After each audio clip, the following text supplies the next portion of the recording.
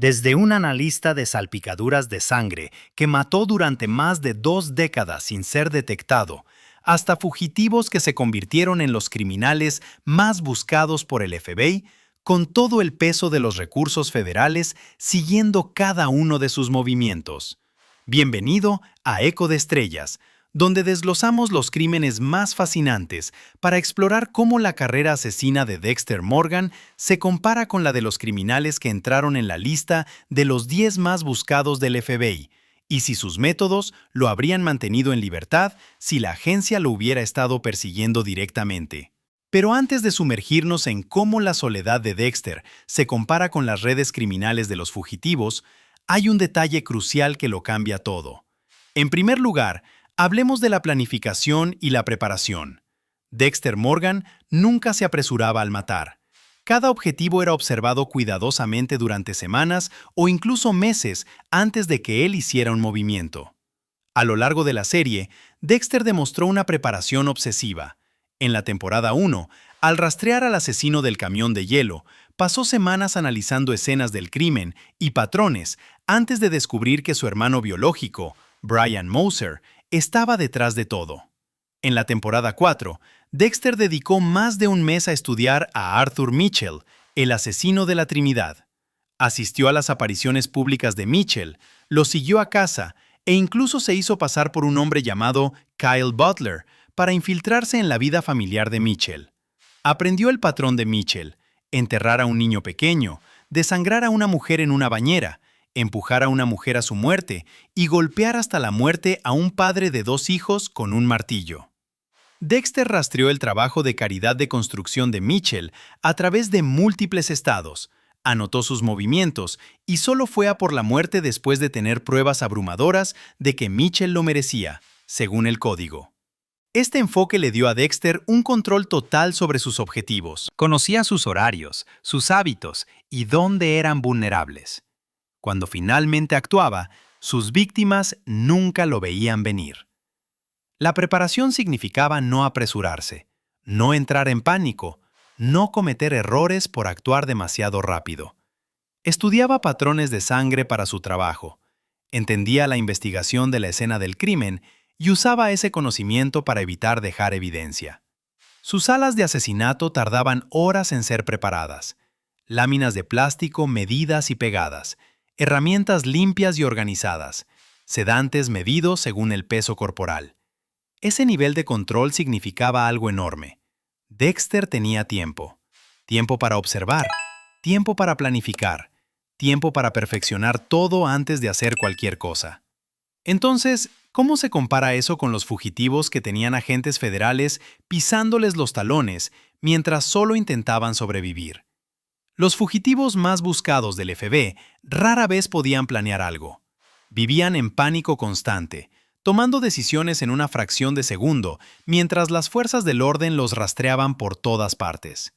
Ted Bundy escapó de la cárcel de Colorado 2 veces en 1977. La primera vez, saltó por la ventana de un juzgado durante su audiencia. La segunda vez, cortó el techo de una celda, se arrastró por los conductos de aire y cayó en el apartamento de un guardia.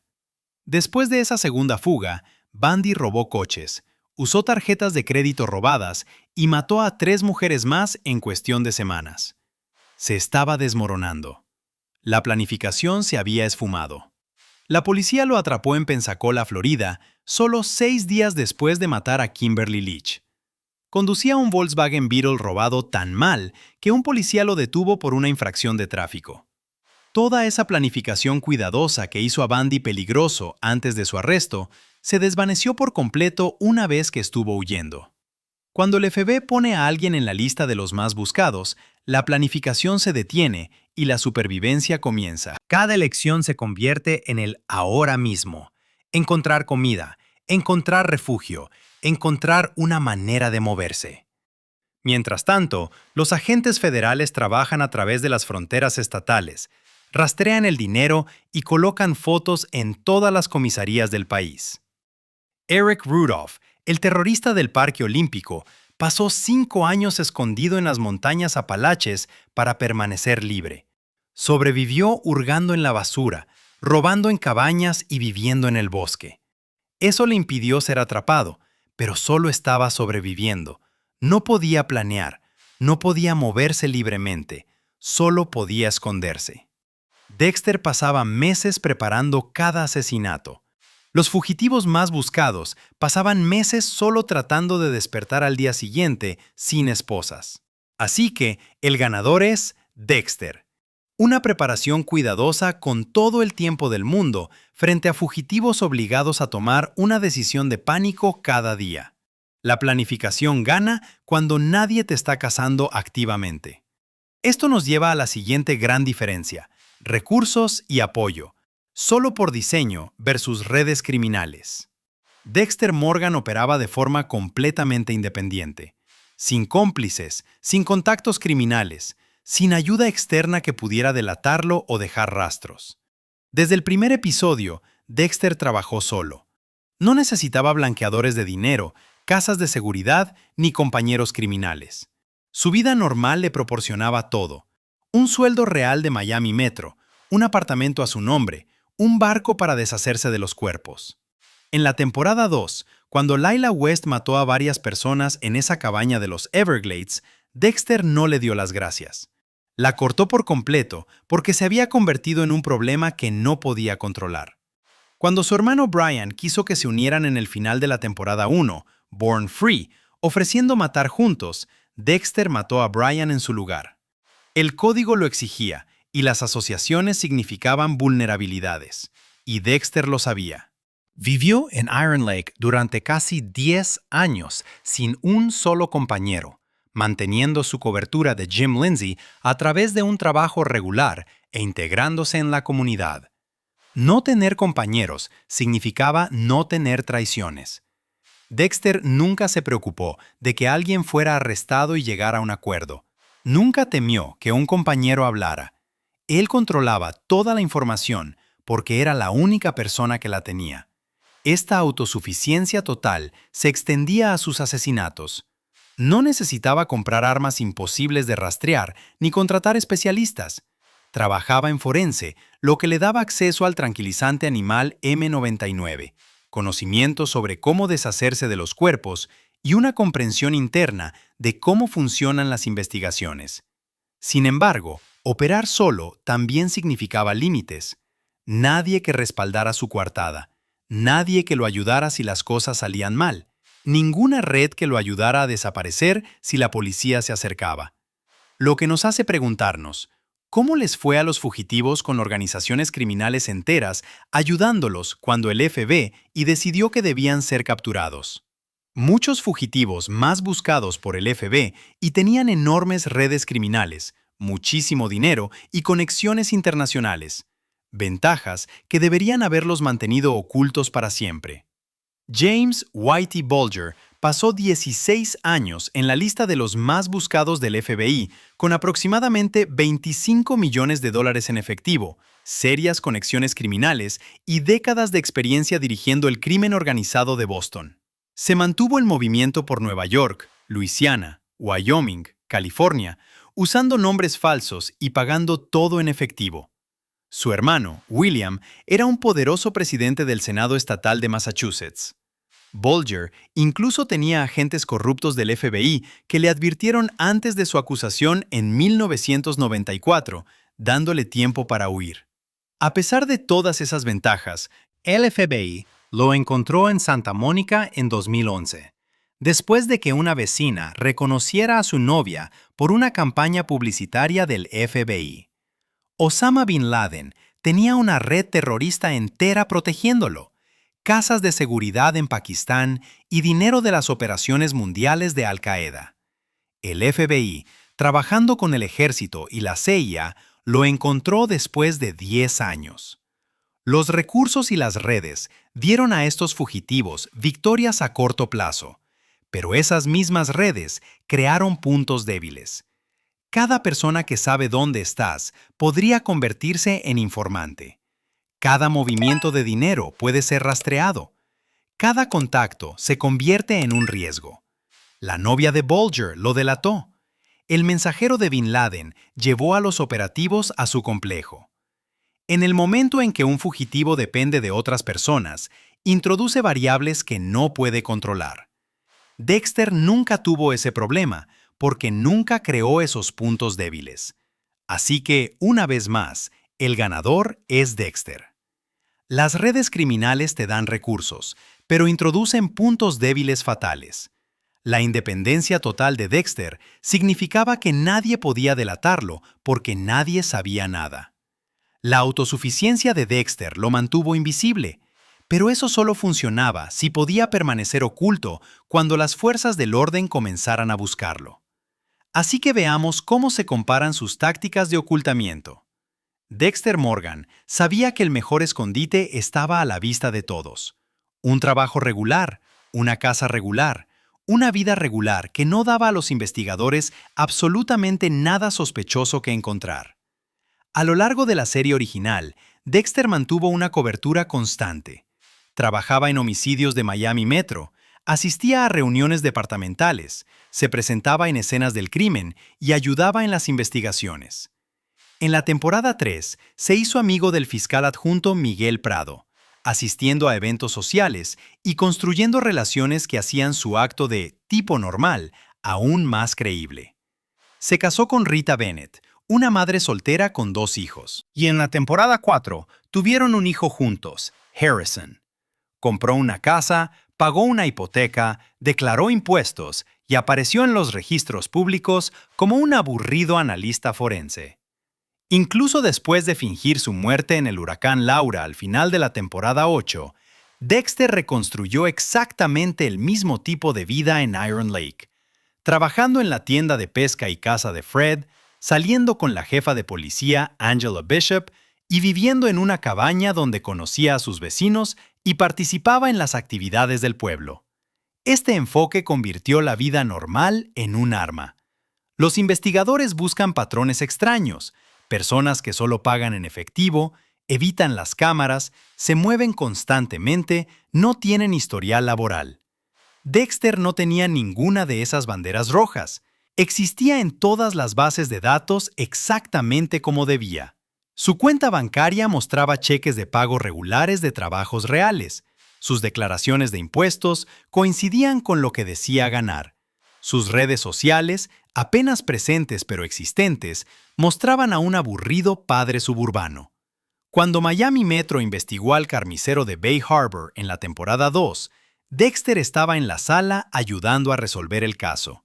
Miraba pruebas, sugería teorías y ayudaba a construir el perfil del asesino él mismo, mientras el agente especial Frank Lundy dirigía la Fuerza de Tarea Federal.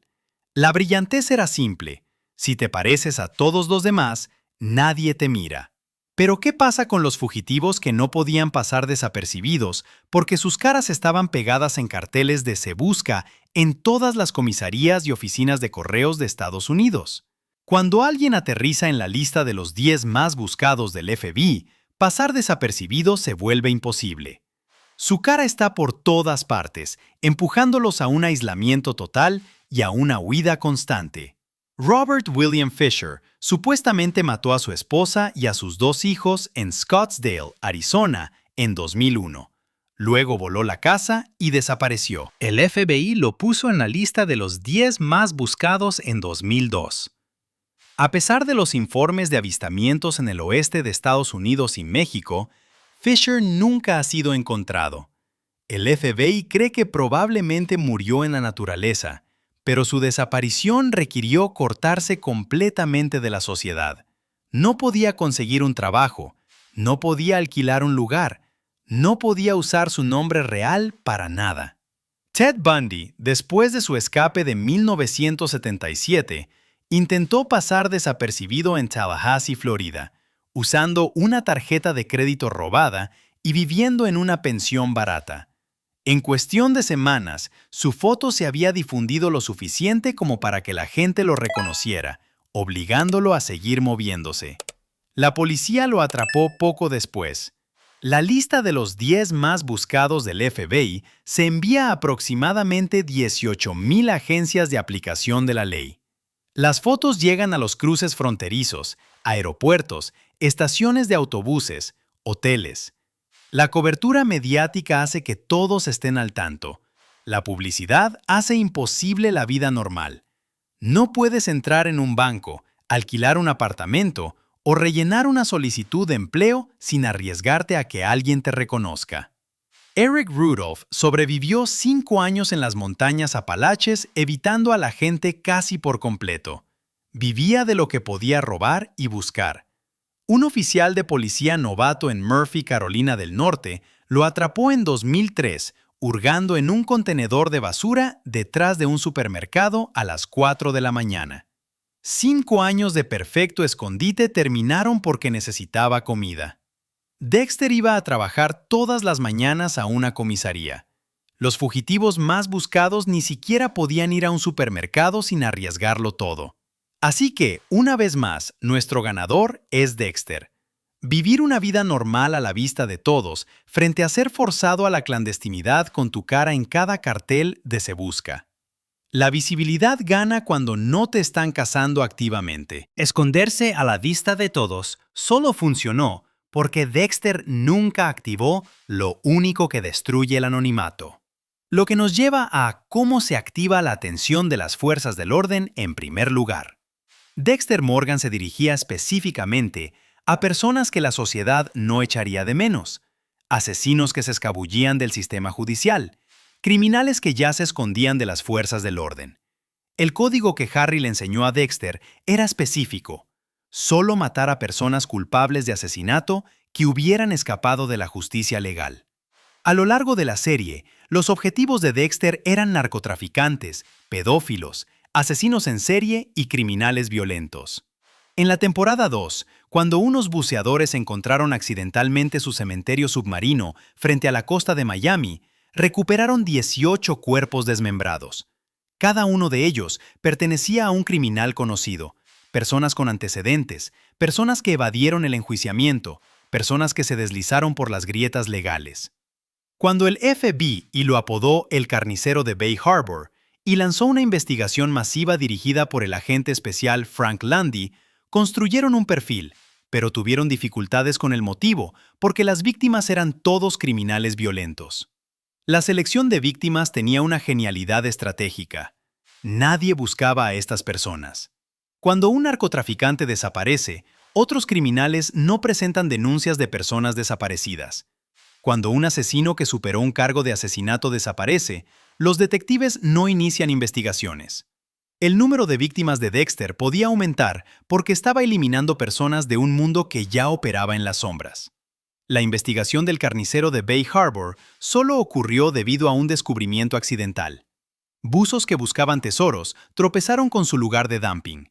Sin ese accidente, las víctimas de Dexter habrían permanecido desaparecidas indefinidamente.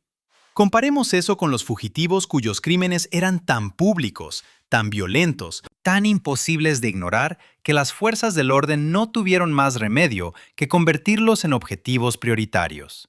Los fugitivos más buscados por el FBI solían cometer crímenes tan públicos y devastadores que las fuerzas del orden no podían ignorarlos, incluso si quisieran.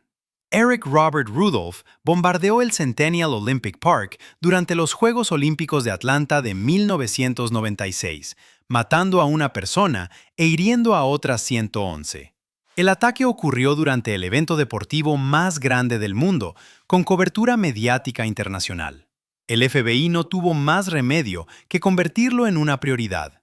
Fue añadido a la lista de los 10 más buscados en 1998 y capturado en 2003. Timothy McVeigh bombardeó el edificio federal Alfred P. Murrah en Oklahoma City en 1995, matando a 168 personas, incluidos 19 niños. La explosión destruyó el edificio y dañó otras 324 estructuras en un radio de 16 manzanas. La persecución de McVeigh involucró a todas las agencias federales. Fue capturado a los 90 minutos del bombardeo durante una parada de tráfico rutinaria.